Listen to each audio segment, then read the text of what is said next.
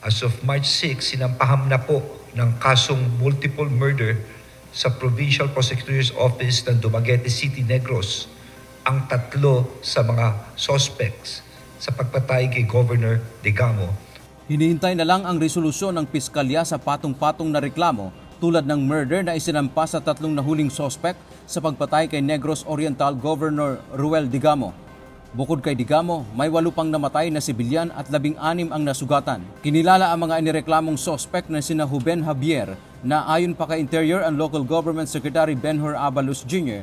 ay isang Army Ranger, Benji Rodriguez at Joric Labrador. Kaninang umaga ay na-inquest na rin ang mga ito.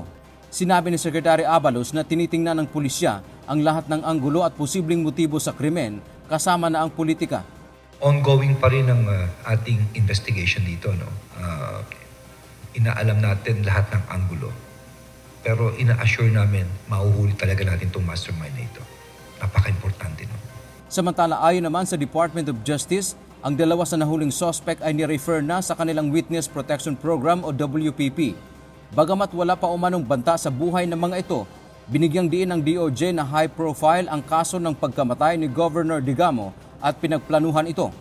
Ay tinitignan po ng DOJ kung pwede silang ipapasok sa Witness Protection Program dahil po kailangan po muna nating evaluate yung mga statements po nila. Cooperative naman po itong 2 to and they feel that they are more protected dito sa Witness Protection Program. Nakipag-ugnayan na rin anya ang DOJ sa PNP at DILG para mailipat ang suspect dito sa Maynila upang matiyak ang kanilang kaligtasan.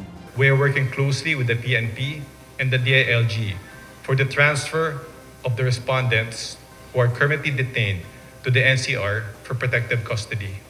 Handa umano ang DOJ na ilipat sa kanila ang kaso para sa mas malalimang investigasyon. Inaasahan din na madadagdagan pa ang maisasampang mga reklamo kaugnay ng malagim na krimen.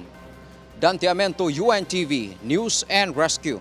Diyos ang aming sandigan, serbisyo publiko ang aming pinahahalagahan.